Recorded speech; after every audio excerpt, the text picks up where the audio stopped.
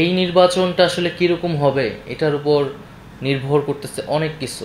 পুরো বাংলাদেশের ভবিষ্যৎ, রাষ্ট্র, অনেক কিছু এই নির্বাচনের উপর নির্ভর করতেছে আসলে। ফলে বাংলাদেশের মানুষ মানে দীর্ঘ সময় ধরে আসলে একটা সুষ্ঠু নির্বাচন দেখতে পায়নি, এবং নির্বাচন বলতে কি সেটাই আসলে বাংলাদেশের মানুষ মনে ভুলে গেছে। এবং এখানে আমি নিশ্চিত আপনারাও অনেকেই হয়তো ভোট দেন নাই কখনো বা দিতে পারেন না, আমি নিজেও দিতে পারিনি। সো এই যে অভিজ্ঞতা, হ্যাঁ, তো নির্বাচনী পুরো ব্যবস্থাটা কলাপস করছে। এবং এটার সাথে কিন্তু যে একটা অভিযোগ আছে প্রশাসন জড়িত, প্রশাসনের লোকেরা এটা করছে, শিক্ষকেরা এটার সাথে জড়িত ছিল, পুলিশ এটার সাথে জড়িত ছিল। এবং পলিটিশিয়ানদের আর দরকার হয়, দলের নেতাকর্মীদের দরকার হয় না, প্রশাসনকে ব্যবহার করে যেটা করতে পারছে। তো এইটা কিন্তু রিব্র্যান্ডিং করার বড় একটা অপরচুনিটি আমাদের সামনে, যে আমাদের প্রশাসন, পুলিশ, আমাদের সেনাবাহিনীও থাকবে, যে তারা একটা সুষ্ঠু নির্বাচন বাংলাদেশের জনগণকে উপহার দিতে পারবে। আমাদের 91 সালে আমরা যত নির্বাচন হয়েছিল, 91 সালের নির্বাচনকে ধরি আমরা সবচেয়ে সুষ্ঠু, ফ্রি অ্যান্ড ফেয়ার ইলেকশন। তো আমরা চাই যে এইবার ইলেকশন বাংলাদেশের ইতিহাসে সবচেয়ে সুষ্ঠু প্রতিযোগিতামূলক নির্বাচন হবে, যে কোনো ভোট কেন্দ্র দখল হবে না, কোনো ধরনের মারামারি সেখানে হবে না, কোনো ধরনের জাল ভোটের সুযোগ সেখানে হবে না, কোনো বিশেষ দলকে কোনো ধরনের সুযোগ সুবিধা বা তারা গায়ের জোরে তারা নিতে পারবে না।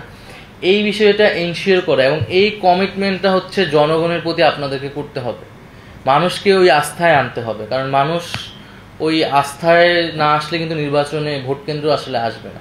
ফলাফল যা হবে সেটা সবাই মেনে নেবে। এবং এই একই কথা আমরা রাজনৈতিক দলগুলোকেও বলতেছি, যে আসলে এটা যদি আমরা করতে না পারি তাহলে বাংলাদেশ সেই আগের জায়গাতেই আসলে গেল, আমরা কোনো চেঞ্জ করতে পারলাম না। এবং এই যে ক্ষমতা হস্তান্তর, যেটা প্রধান সমস্যা আমাদের রাজনীতি, সেইটাও আসলে আর হবে না। ফলে পুরো পৃথিবী আমাদের দিকে কিন্তু তাকিয়ে আছে, এটা শুধু বাংলাদেশের বিষয় না। আমাদের প্রধান উপদেষ্টা ডক্টর মোহাম্মদ ইউনূস স্যার, উনি খুবই বদ্ধপরিকর, কথাটা এর আগে অনেক জায়গায় উনি বলতেছেন যে আমরা এমন একটা নির্বাচন করতে চাই যেটা একেবারে নজিরবিহীন হবে, মানুষ সেটা তাকিয়ে দেখবে এবং অন্যেরা সেখান থেকে শিখবে আসলে। ফলে এই নির্বাচন তো আসলে গণতন্ত্রের একটা প্রধান জায়গা। তো এইটা সমাজের অন্যান্য মানে ফ্যাসিজম এমন একটা জিনিস যেটা আসলে সমাজে ছড়িয়ে যায়, ব্যক্তির ভিতরেও সেটা ঢুকে যায়, চিন্তায়, মানসিকতায়। তাহলে সমাজ ও রাষ্ট্রের বিভিন্ন স্তরে এই ফ্যাসিজম এবং স্বৈরতন্ত্র আসলে প্রবেশ করে। তা আমরা যদি নির্বাচনটা সুষ্ঠু করতে না পারি তাহলে এই ফ্যাসিজম কিন্তু দূর করা সম্পূর্ণভাবে সম্ভব হবে না।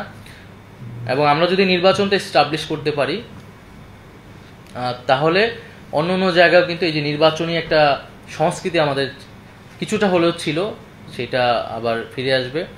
আমরা মনে করি যে আরও ভালোভাবে সেটা ফিরে আসবে মানুষের, কারণ এটা আমাদের সবার জন্য একটা নতুন অভিজ্ঞতা হবে। আপনারা মাঠে থাকবেন, আর অনেকেই থাকবেন, আপনাদের সিনিয়ররা, অফিসাররা থাকবেন। আমাদের দীর্ঘদিন কিন্তু নির্বাচন করার অভিজ্ঞতা নাই, সুষ্ঠু নির্বাচন বলতে যা বোঝানো হয় সেই অভিজ্ঞতা কিন্তু আমাদের নাই, আমরা দেখি নাই।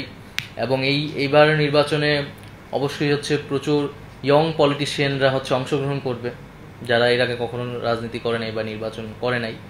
তো সবার জন্য এটা একটা কারণ এবারের নির্বাচন যদি সুষ্ঠু না হয়, মানুষের যে অভ্যুত্থানের ভিতর দিয়ে মানুষের যে বিপ্লবী সেন্টিমেন্ট তৈরি হয়েছে সেটা কিন্তু এখনো আছে। হ্যাঁ, আমরা তো মানুষের সাথে মিশি, কথা বলি, ফলে তারা কিন্তু আবারও রাস্তায় নামতে প্রস্তুত। এবং যদি বিপ্লব ব্যর্থ হয়, আপনারা সবাই জানেন যে সেখানে ক্যাওস হওয়ার সম্ভাবনা থাকে, অ্যানার্কি হওয়ার সম্ভাবনা থাকে, মানুষের সেই প্রত্যাশা যদি ফুলফিল না হয়, ফলে মানুষ কিন্তু এটা মেনে নেবে না। বাংলাদেশের জনগণ এটা কোনোভাবেই মেনে নেবে না যে এই আরেকটা নির্বাচন যদি সুষ্ঠু না হয়, বা সেখানে যদি ধরে নেওয়া হয় যে প্রশাসনের জায়গা থেকে কোনো ধরনের সহযোগিতা ছিল না, সেটা যেই হোক না কেন, যেভাবেই হোক না কেন, যারাই সেটা জড়িত মানুষ তাদেরকে চিহ্নিত করবে এবং তাদের বিরুদ্ধে দাঁড়াবে।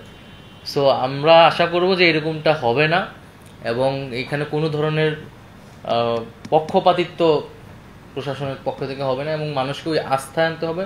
ওই কমিটমেন্ট আসলে বাংলাদেশের সরকারের পক্ষ থেকে যাবে, ব্যুরোক্রেসি, পুলিশ, সেনাবাহিনী সবার পক্ষ থেকে আসলে যেতে হবে। এটাই আসলে মানে একটা চ্যালেঞ্জ আমাদের সামনে। সো আমি মনে করি সেই চ্যালেঞ্জটা আমরা সকলে মিলে আমরা মোকাবেলা করতে পারবো।